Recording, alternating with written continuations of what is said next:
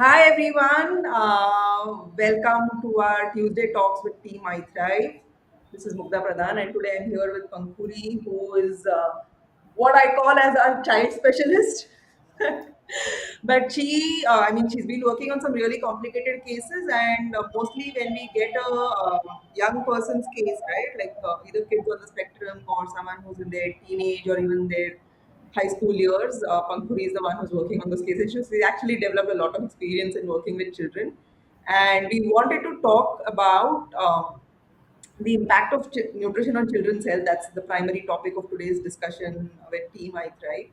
And I thought no one better than Pankhuri to kind of have that discussion. So, Pankhuri, before we go on, why don't you introduce yourself to the Yeah. audience? Who you are, what you've been doing at iThrive, and what is it that you really want to do? So, hello everyone. Mugdha has introduced me. Thank you so much, Mugdha. So, I'm basically a nutritionist by degree also. I have a master's degree, and my specialization is actually in public health and nutrition. So, that is my core domain of interest that I've been working for maternal and child health, even during my thesis, even during my master's.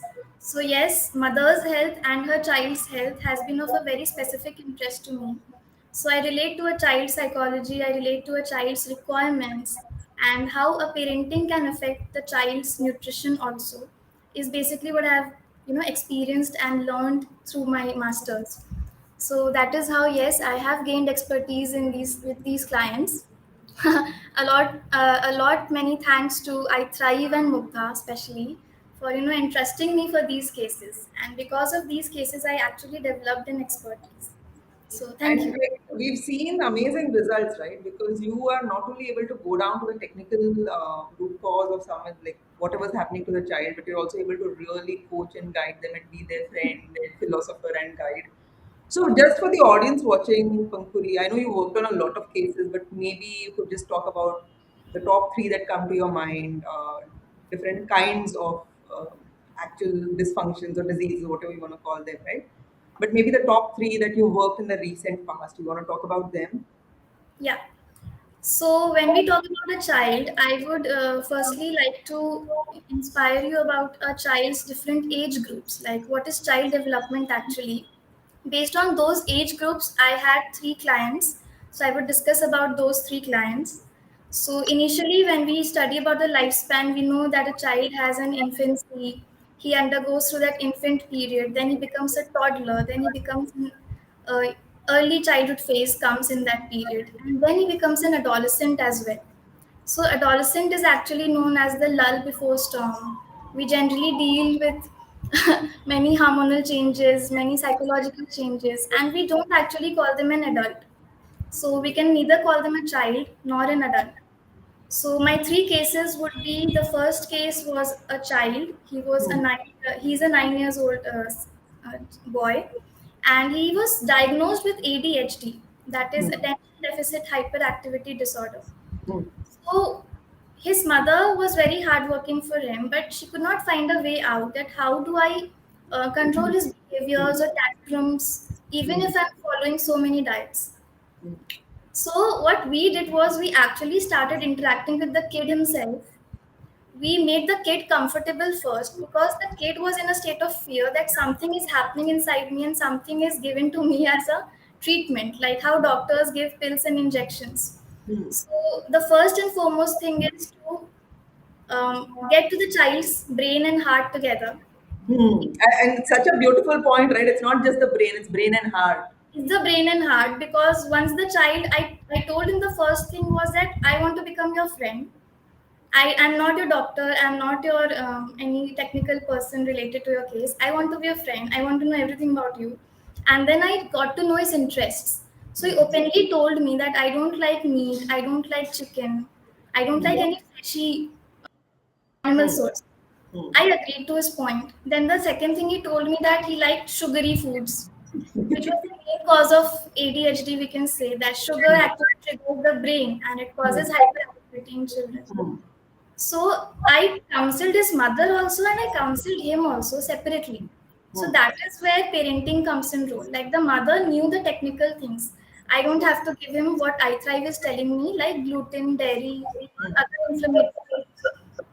But what the mother could not understand at that time was not to be authoritative on that child. Hmm. So parents sometimes can be permissive, sometimes can be authoritative. It has to be a mix of parenting. Hmm. So when the mother tried to be liberal with him and included him in the games that I told him that if you leave him unto screen timing, he will use screen for the games. But you have to include yourself in his games. Why don't you participate in the games that he plays? So this is the psychological part that a child requires Hmm. from parenting actually. So this is how we helped that child, So get them. his food habits actually changed, right? I remember this. Like he said, he liked sugary candies and all, and he didn't like animal protein at all. How Yeah. did you bring about that change? Because we know that change. So, because of animal protein, now again comes the interactive part because a child loves entertainment. So, I asked him a superhero. He said it's Hulk. Hmm. And as compared to Hulk, that child was very lean, thin, approximately 19 kgs. So, I just compared him to Hulk and I inspired him that if you want to become like Hulk, you have to gain that much of muscles. Hmm. And then, do you know what muscles are made up of? They are Hmm. made up of proteins. Hmm. And where do proteins come from? The foods which you don't like. Hmm. They don't come from the foods you like. So you have to start taking those foods if you want to become like Hulk. Hmm. Obviously, that this comparison has to be up to a limit. It should not exceed a superficial limit that the child just gets in that Right. dream to Yeah. become. I know. Like there's a thin boundary, right? Because if Yeah. you do a comparison with a superhero and then suddenly the child has low self-esteem because of that, you've created a new problem So altogether. yeah, so that is why that term has to be kept in mind. You should inspire your child. You should not compare your child. Yeah. So we inspired him to become like Hulk, but we did not compare him. We just told him that you can become like Hulk if you take animal sources. Second thing for the sugars, I told him that if you like sugar, why not take the options that I'm suggesting you? Hmm. So would you like to try watermelon juice, or would you like to try some cookies made out of date syrup and honey? So I got his mother sitting beside him, and then we talked like this, and he tried out those things. He loved them actually. Hmm. So he gradually got out of the habit of having sugar candies and candy bars. But And he he had did this. healthier sweet options basically. He just wanted sweet. Why don't we incorporate proteins in that and make a protein-rich cookie or an energy ball kind of thing? So Nice. yeah. What about the second case? Yeah, so this was the first case for the early childhood phase. My second case was an early teenage, I would say. So she was also a client or a kid, I would say, just entered into adolescence, Hmm. but was overweight. She Hmm. was approximately 86 or 87 kgs, Hmm. which is too much for a 12-year-old girl. Right. And then she had this fears of body shaming or the Right. peer pressure which children face. So now this age group has another psychological factors to talk about. This age group has peer pressure, influences from their friends, And and then being Instagram. pardon. I said Instagram and social media. So their involvement in the social media and how much of response they're getting from their friends regarding their body. So this is where I had to counsel her on this aspect, that are you proud of yourself? What are the good things you like in yourself and you would like to work upon? Now, just as this previous case, even this girl was not liking animal meats, Hmm. but because of some other factor. So we had to have an open interaction with her. Hmm. So we talked about the insecurities in her body, the fears which she had, and why she wouldn't like the animal meat. Hmm. So what she complained was that when I have mutton, I feel pukish. Hmm. So we asked the reason. So she had some past memory aligned that one day in my childhood I had it, I puked a lot, and because of that, I could not continue eating that. Wow. So this is where we got that part, and then I talked about food psychology with her. So I told her the relation with food, how you relate yourself with food. If you think something negative, the food which you're taking will have a negative impact somehow in yourself, and you will relate it to that. So why don't you eat it with a fresh mind, erasing that memory maybe, and just observe that this time if the vomit is not coming, maybe that will be a signal that this is suiting me. So Hmm. she tried out mutton keema, and I told her that I like mutton keema a lot. So this is how I bonded with her again, because I like mutton keema, and I shared my history with her, Hmm. that even I had a history of eggs, that one day I had severe gas and bloating with eggs, too severe that I had to go to a doctor. So for 6 months I did not have eggs. But then I just rethought about that thing, and then I started eggs, and I was actually fine. So this is how I shared with her and I influenced her, and Hmm. she tried out the animal source which we are telling, that is mutton keema. Hmm. Then the next day she told us that yes, I loved mutton keema. I love this animal source, and I did not have a pukish feeling. So initially she also tried incorporating proteins and reducing carbohydrates, simple carbohydrates. And we also influenced her on weight training also, Hmm. Hmm. because of the body shaming part. So eating disorders and your body acceptability of your body, these were addressed in her case. So this And was the early adolescent phase which I'm talking about. That, the third case? yeah, the third case is a current one which is going on. So she is about to end her adolescence, and entering the adulthood. Hmm. So that is again a complex phase. Hmm. Then you also have so many insecurities and hormonal changes, and you strive to be like other girls. Like, Hmm. Hmm. what is that girl of 18 years around me, and what am I? Hmm. How is my sexual development? How is my physical development? And being a girl, generally girls have this insecurity about their figure, about their physique, about their face, complexion, everything. So yeah, she had this insecurities, and she has an issue of PCOS. Hmm. So supplement wise, we are working with her. Diet wise, she is very good. But the only thing which she lacks is the motivation. So in this case, also you have to get to her psychology and motivate her to do good things which she likes. So when we ask her to do weight training, she says, I'm not motivated. Hmm. So I had an idea to talk about dance. Hmm. So I actually told her that, do you like dancing? So her father said yes, she's learned Bharatnatyam also, and she loves dancing. So then I approached her along with one of my nutritionist colleague. So I told her that yes, why not you start with the dancing part. So maybe you can try out Zumba, maybe you can try out some dancing which would release your pent up energy. What I meant to convey to her was the pent up energy that is stored inside your body. If it is not released through some or the other way, it actually transforms into a negative part of your life. So you can actually release that energy through dancing or something good that you're liking, but every day one or the other movement is necessary. So now by adding proteins in her diet, she has gained weight. She also said she has increased in height. Hmm. She was not able to increase since many years, and her PCOS is also resolving. So she's able to address Ah, those problems. great.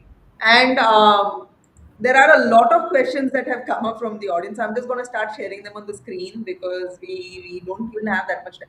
Okay, this one I'm going to put it on the screen. How do we counsel parents to leave kids alone most of the time? How do we counsel parents to leave kids alone? Okay, so parents, as I told in my earlier part, that parents have to be permissive and authoritative both. So that is what we can actually call a liberal part, that is the medium part. So you have to take in charge of your child's health on a broader aspect.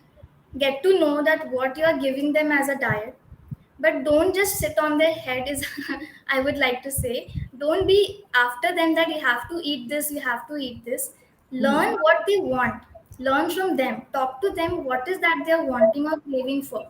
If a child is wanting to have something sweet at the moment, why would we give them dal khichdi that is not sweet? Hmm. So at that moment, if I ask him first before cooking, I can actually prepare him a healthy sweet recipe which would Hmm. actually satisfy his appetite and cravings. Hmm. So you can leave alone kids some of the time. Also, you can leave them to play with food. Hmm. So initially, as I told, there are many age groups. So if you talk about an infant, when a child is crossed 6 months, we start with the complementary feeding. So, what is the conventional practice that mothers or parents, even fathers, they generally sit with the spoon and start feeding them? Stuffing the child. Yeah, so since the very beginning phase, the child is in the habit of taking something from someone else, not Else. on his own. So there's a concept known as baby led weaning. Hmm. So when we leave the baby to play with the food, to try taking it, we our body is made up of reflexes, right? So when a baby can actually suck milk from the mother as a part of reflex, why can't the baby hold food and take it Food in? and eat it, and like Yeah. the body will respond to that, right? Because if you're The hungry, like you baby, look at any other species on this planet, if the body is hungry, is the animal is going to yeah, find ways to eat, right? definitely. So we all are animals. We have these Human, reflexes. human parents overcomplicate things, So if you so leave kids alone since the beginning phases, is how I would like to conclude. yeah, The kid learns to stay alone, but if yeah, the kid is learning that she has to feed on the spoon, even after a while she'll be dependent on you. yeah. The next question is, can autism be cured? Because you work with actually kids on the spectrum also, right? So that's the next question. Yeah. So yes, autism can be cured because we learn with the effect of toxins in the kid. We go through certain advanced tests. We learn how much is the toxin exposure, how much is the mold exposure mostly. So even molds have seen to have the candida or the fungal infection. These things have proven to cause some effects in the brain. But my caveat there is like it depends on how far ahead the kid is on the spectrum, right? Yeah. Because if some kind of neurodevelopment disorder has happened, like a genetic mutation or some actual physical trauma, All or the even if there's a factors. vaccine injury, like we've known how vaccines cause, in that case, we can't really say that autism can be cured. But if it But we is, can help that child yes, somehow right. Yeah. So we to a can certain definitely help and bring about a different outcome than what conventional medicine. So that's what we've seen, right? Like the yeah. parents are given an autism label, and then like all hope is lost. So we've seen that there is improvements for sure. Depends again, like ADHD and all of that. We've seen like sometimes it just really goes away if you figure out the exact root cause. But because sometimes for parents with kids who are autistic, when you say that autism can be cured, Their expectations yeah, might raise to a yeah, and certain like level. I mean, I have a lot of compassion for parents like that, so I just want to be a little cautious here with the Yeah. word cured. But yes, We we've can seen, reduce the intensity, maybe we for can help sure. the child live comfortably. But yes, the diagnosis depends on many factors, Yeah. the methylation test, the fungal tests. Absolutely. And actually, that's the next question, that have you seen a link between severe autism symptoms and poor nutrition? What do you think, Pankhuri? So, definitely micronutrient deficiencies are a common factor which are ignored right now. So, when we talk about the burden of malnutrition in people or in kids, we focus on the macronutrient deficiencies that give him proteins, give him Right. fats. But today's world, we have somehow ignored the part of micronutrient deficiencies. So, Right. how do different vitamins play a role in your neural development, in your neurosignaling? The cells itself need many nutrients. It Right. needs healthy fats, it needs B vitamins, it needs magnesium. So, how these nutrients can actually involve the cellular signaling pathways and then help the child. So, yes, there is a link between autism symptoms and poor nutrition, but I would again like to iterate this fact that we cannot completely cure it with nutrition. We can only reduce the severity of that disease to a certain extent based on Right. the child's level of autism. All right. The next question is, which nutrient, very important question, which nutrients are important for a child's growth? Okay, so a child has different milestones. Definitely, Hmm. he has to show focus on his physical development, his cognitive development. Okay, so for the physical development, we focus on his muscles and bones. So definitely, calcium, proteins are the important macros and micros. Along with the micronutrients, which I'm telling, is the B vitamins because B vitamins help in the skin, eradicating the skin deficiencies, working on your cells, working on your energy Even pathways. Even for neurotransmitters and like brain development, right? folate and B12, which we talk about. So folate and B12 work on your neurons and your mind. Okay, and along with this, yes, we need some healthy fats, we need some healthy proteins. So omega 3, which works greatly for your brain Absolutely. development. Yeah. So we have to distinguish between omega 6 and omega 3 while giving a child those fats. So omega 3 is actually good and omega 6 can be pro-inflammatory.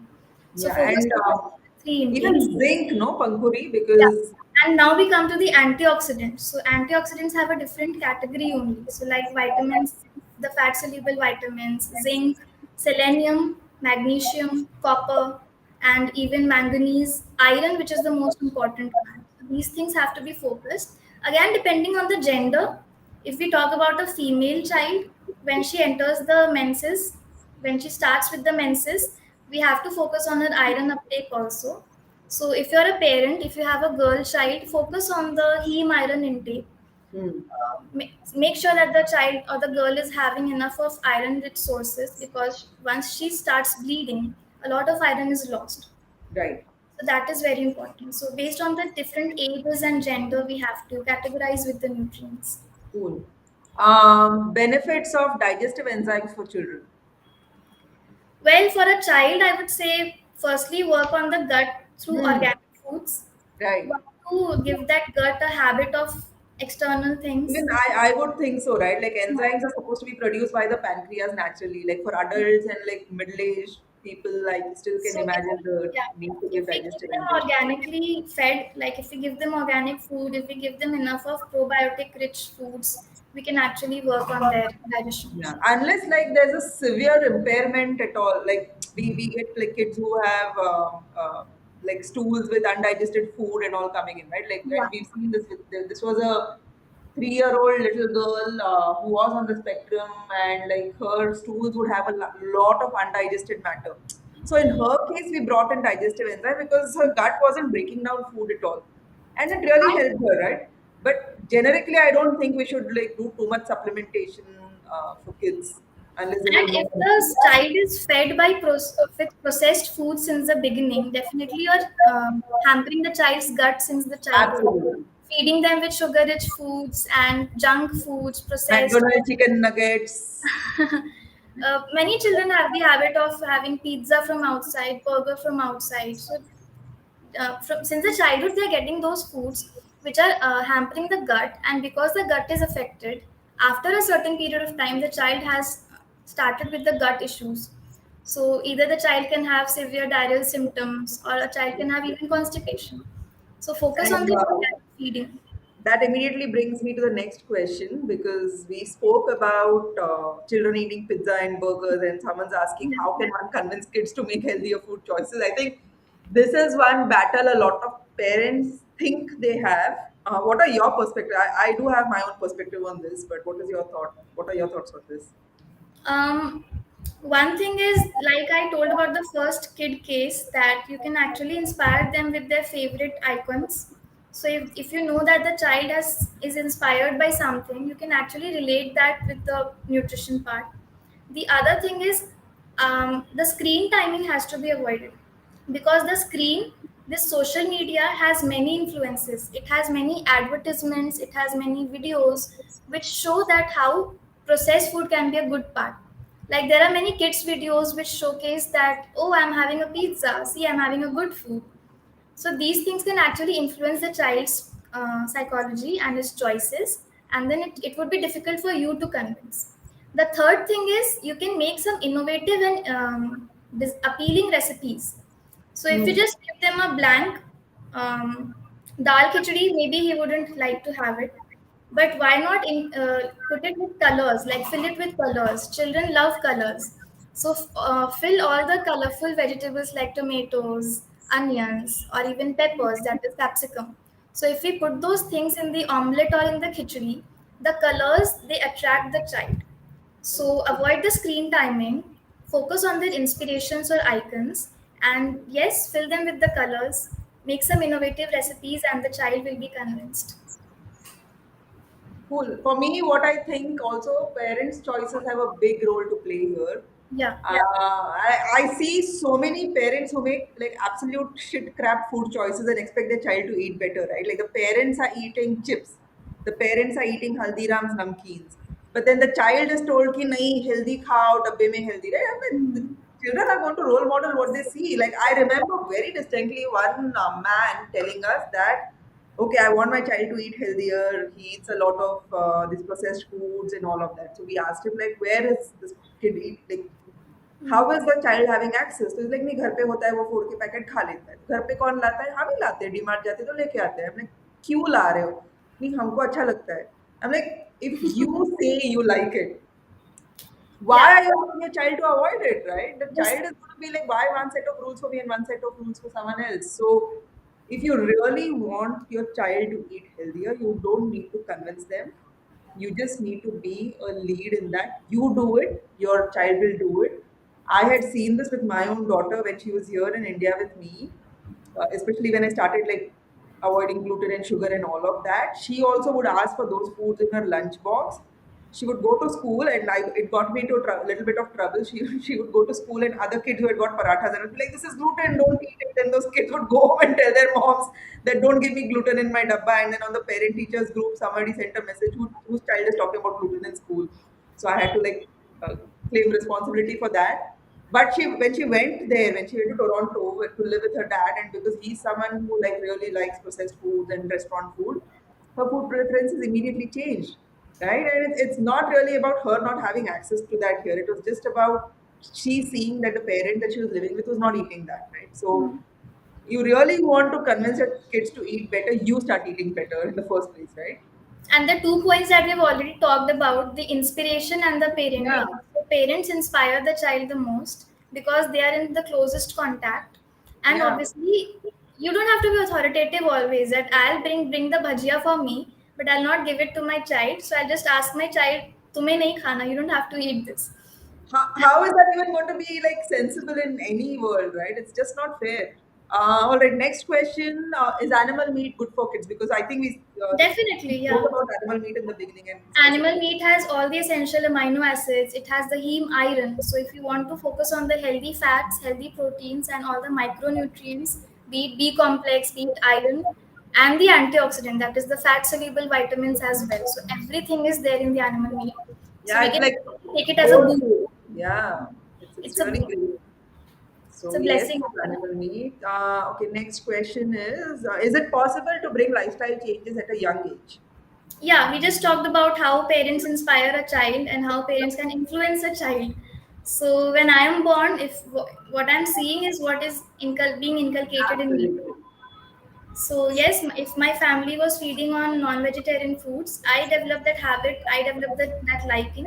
So yes, I was influenced by my family also, I would say. And I think even like our comfort foods and all basically are what we've eaten as children. Like Yeah. my comfort food, I often say this, is what my mom used to make when like either when I had an upset stomach or like when I was tired. So that baran bhat, toop and lemon, right? That's the thing I go to when like let's say I've traveled internationally and I come back to India and I just want to eat home food, or like I'm feeling sick, or if I just want to feel good, that's the food I eat. And that's a childhood experience, right? So that's something my mom used Definitely. to make for me. So I really wonder how people say pizza is my comfort food. And it's got to happen like if you got used to eating pizza, like ordering a pizza, if your parents did that for you as a reward mechanism, if your parents did that for you when you And were maybe younger. because maybe even when the first time they were stressed out, they opted for pizza Yeah. somehow because of peer pressure or family influence, and that became a habit for them. Ki first time jab I was upset, I had pizza. Second Yeah. time also maybe pizza will make me feel good. Yeah. All right. Next question is dairy okay for children? Again, what are your thoughts on this? If we talk about the processed milk, the milk coming out from a factory, that should definitely be avoided because dairy, those cows are fed with all the antibiotics and external estrogen. So these externally processed milk should be avoided because it can be inflammatory and has added hormones. But if your child is has a craving for milk, because when we talk about the kid psychology again, the Hmm. first case which I talked about, that kid loved milk. So Hmm. we could not actually try out coconut milk with him because he did not like the taste for coconut milk. He did not like and we cannot allow him to have soy or almond milk because they are inflammatory and filled with anti-nutrients. So Hmm. in his case, we had to be a little liberal. We asked him to have either A2 raw milk or go for Hmm. goat milk. Hmm. Goat milk would also be good. So if your child has a very deep craving and deep inclination towards milk, then yes, you can feed him. But actually, the concept that says milk is good for calcium and milk is good for bones is actually a wrong concept. Your child does not need milk for bones and your calcium, Hmm. because the more the movement is there, bones replicate on their own. So focus on your child's movement and exercise rather than just feeding him with ounces of milk to Yeah, and I think you would know. So my own daughter, right? She can't digest milk. She gets diarrhea and she yeah. gets gas and bloating with So milk. observation has Yeah, to be with cheese and like homemade yogurt is okay for her. So with there. kids, you have to observe and you have to figure out what's really working. Yeah, their own intolerances and their And own. if you can tolerate dairy, then it's a great source of calcium and so many other animal sourced nutrients. So yeah, it's really like child dependent. There's no Yeah, generalized approach. it's very individualistic. Every child has its own potential. All right. Any tips for picky eaters? Picky eaters. Once again, make some innovative recipes if you have an inclination towards cooking. Focus on your child's preferences also. Like the initial thing which I said, if the child wants something sweet, why would I ask him to have something salty or sour? So why not focus on his own preferences and let the child play with food? The more you involve the child in your cooking, the child learns to play with different food items, different ingredients, and then he won't be that much picky because he had self experienced that. He has experimented on the food on his own self. Right. While what our mothers give and our parents give, what we feel is someone elder is giving me something, I have to consume that. Rebel against it. Yeah. Yeah, I cannot say no every time. I have to take that. So let them take that charge, let them play with the food, and then they can obviously pick their own ingredients on their own will. If they're And I not think with, also textures matter there, right? Like we've seen with kids on the spectrum, yeah, some of the kids don't like soft, slimy, like bananas yeah, and all that, right? But they'll eat, let's say, like if you put a banana, like if it was in a milkshake, drinkable, they might have it. Some of them like hard, crunchy things. Some of them like more mashed things like dal khichdi. So experiment with textures for your kid. If it's like you can try the same food with different recipes even and in animal foods, Mugdha, yeah, even in animal foods, like in my case I would say I still cannot have pure mutton pieces somehow because they have bones, but I love mutton keema keema because or they are cutlets or minced. something, which is Yeah, so minced. Yeah, something which is minced and soft and easy to consume is my preference. But that doesn't mean I hate mutton. But it's right. a form of mutton. It's the form, right? And what I saw with my daughter also is, like you said, play is such an important word because kids love play. So Love for play. her, I used to like, I had this one phase in my life where I was like, every day I'd make like really beautiful food for her, right? So I'd arrange food like art. I would make food as art. So one day it would be Hmm. like Snow White who's picking apples. One day it would be like penguins looking for food and all of that. So she wouldn't even think that this is food. Yeah, She would think she's eating art. that connection takes place. Like Yeah. how we relate with cartoons in childhood, we relate with those So foods she used also. to have so much fun, and I've seen like if you make kids have fun with food, like colors, textures, and you could use natural colors, right? Like, oh my god, this moment is full deja vu for me. But yeah, so like you use beetroot for pink, or you use a little bit of like leaves for the green. You could use haldi for the yellow. You could use Yeah. blue spirulina for blue. Blue spirulina works so beautifully to create blue colors in food, right? And these are all like real food. You're not buying processed colors or fake chemicals to kind of create color in your food. You can use colors, and kids love it. Kids love it. And then they could be part of creating food with colors, right? So yeah, it's just creativity and fun, and picky eaters will not be picky eaters. And if they're left at their own will, why will they be picky? They are picky because they have some authority over them. So they have Forcing to, them to eat yeah. something. Like maybe they're not hungry and then they're being forced to eat, right? Like my nephew, I think literally lived on love and light for the first few years of his life. And my sister would panic so much, like he's not eating, but he was fine, like very sharp. He started speaking very early. He started moving early. His energy levels were not really ever bad. Right? He just was not interested in food as much as he was interested in like inhaling air and creating energy out of it. I think, but yeah. So picky eaters sometimes they don't want to eat. They might not be hungry. Sometimes it can be a gut issue, Yeah. or it could be like a tooth issue, right? So kids sometimes are not able to articulate if they're actually experiencing pain somewhere. They might not even know that I can tell mama that something is happening. They could have a vitamin B complex deficiency or a vitamin C deficiency. So vitamin B complex deficiency can create all of these sores in the mouth, Ulcers and itchy tongue, ulcers and sores. C deficiency will create bleeding gums. bleeding So gums. then for them, eating is going to be difficult and it's going to be a painful process. So they might just avoid food because they're in pain because of Yeah. something. Or if they have worms or something, right? Or even too much of candida does like sugar cravings and you don't want to eat like more dense healthy food. So So let- again, the find observation out the cause. part. Yeah. So when you're a parent, you even when you become a new mother, when you're breastfeeding the child, at that time also this problem arises. First thing is the mother often complains that my baby is either overfeeding or not feeding. So you have to analyze that time also that what your baby is going through. Maybe the that baby has some gut issues that time also, because the infant when he is overfeeding he has certain stomach issues like belching or bloating inside.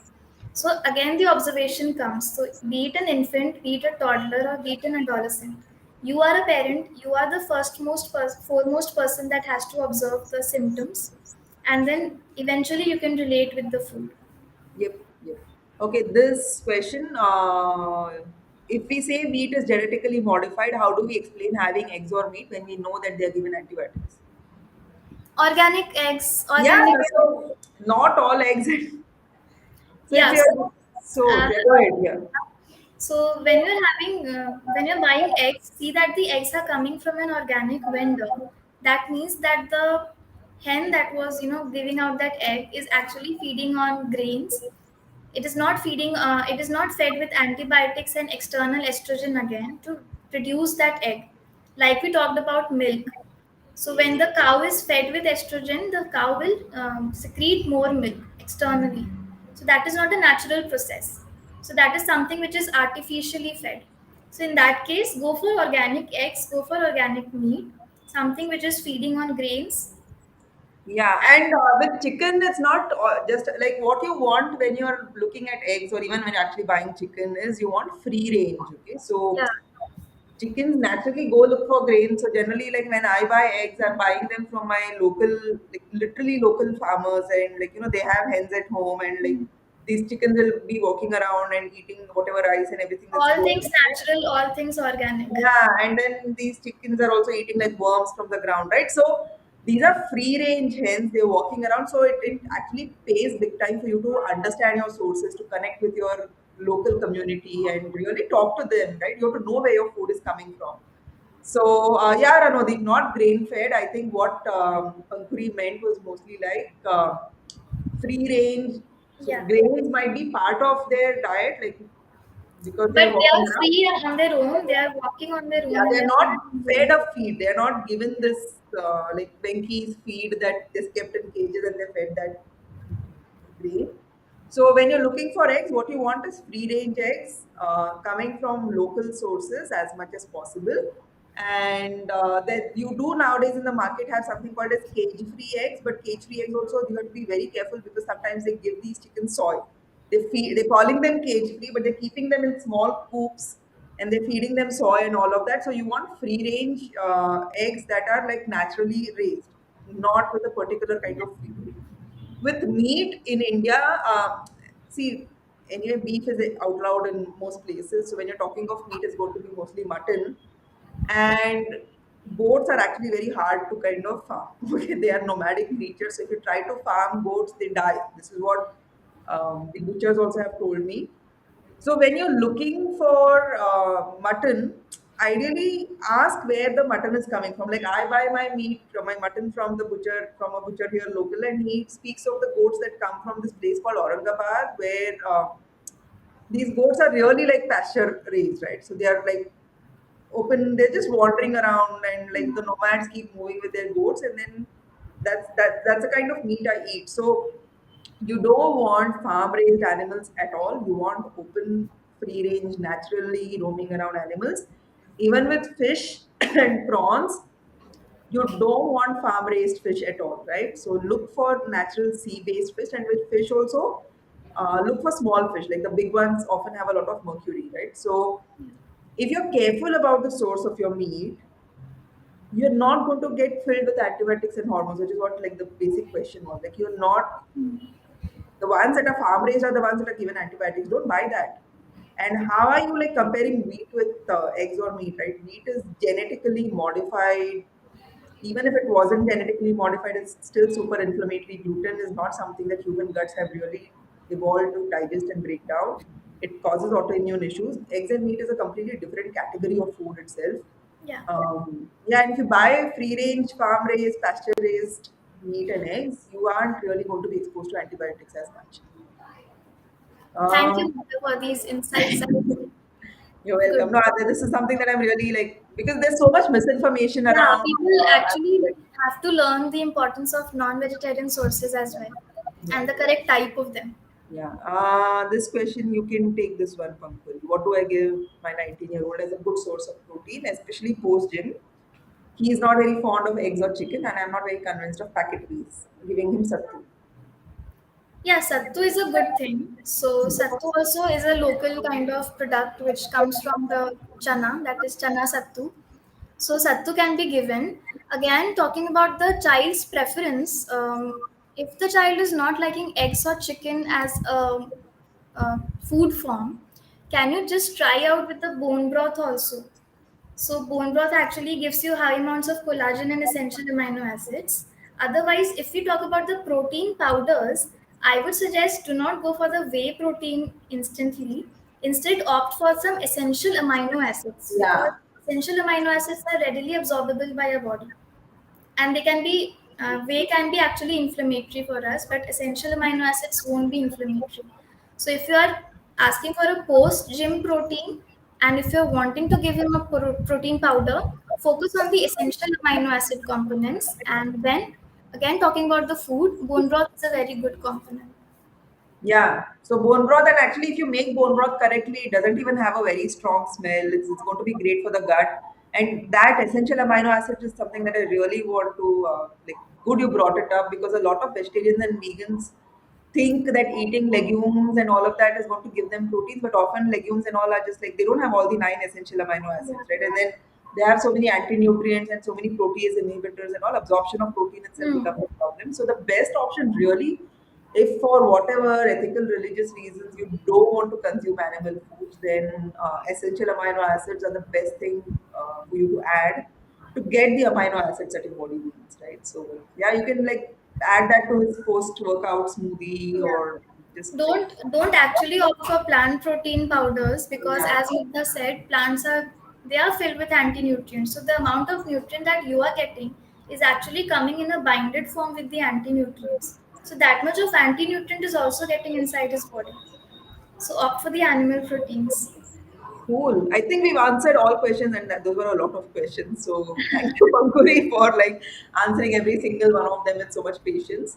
I think let's call it a day because we planned about 35 minutes or so. Yeah. But this was really insightful and from a child specialist at iThrive. Pankuri, I yeah, keep doing the amazing work you're doing, and I think we can come back again and talk about more different cases or yeah. go really case specific and speak of our approach with that. I think that is something that So parents want to hear as well.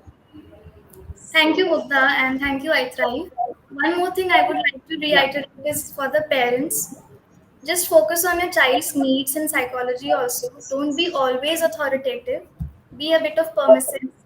Let the child play with the food. And to some new mothers who have started, who are just about to become a mother or who have just become a mother, consult a lactation consultant if needed, yeah. but do not skip breastfeeding. That exclusive breastfeeding, which has to be done for those 6 months, is very important for the mother and the And child. that's a very good point because a lot of mothers start giving formula feeds to their children, and we know how horrible those. Yeah. If you look at the label of a formula feed, you'll be like, I never want this to go inside a human child, right? It's So horrible. these formula feeds and infant formula are filled with vegetable oils and are filled with external sugars. So if you breastfeed your child completely for 6 months, you will also be able to overcome the postpartum depression, and your child will also lead a healthy life. Again, coming to weaning, opt for good foods and let the baby play with the food at after 6 months once he or she starts with the weaning period or the complementary feeding. And yes, accordingly, all those age groups can be handled if you start from the very beginning. Cool. All right. Thank you so much, Pankhuri. Thank I you, think Mugdha. we'll end it here. And for those of you who were there, those of you who asked your questions, thank you so much for being here and listening to us share our knowledge, because that's what we are here to do. And until next Tuesday, I think next Tuesday we're coming back with the men and the boys at iThrive. What do we call it? The boys at iThrive or the men at iThrive? And I think they're going to be talking. So it's Rusty, Suyash, Avinash again, and they're going to be talking about toxic masculinity, the entire Mard Ko Dar Nahi Hota programs that we have here. So they're going to talk about that. Yeah. So that's going to be an interesting one. And then I don't have to interview them. I can leave comments in the comments box. Okay. All right, chalo. Bye bye, Thank everyone. you, Mugdha.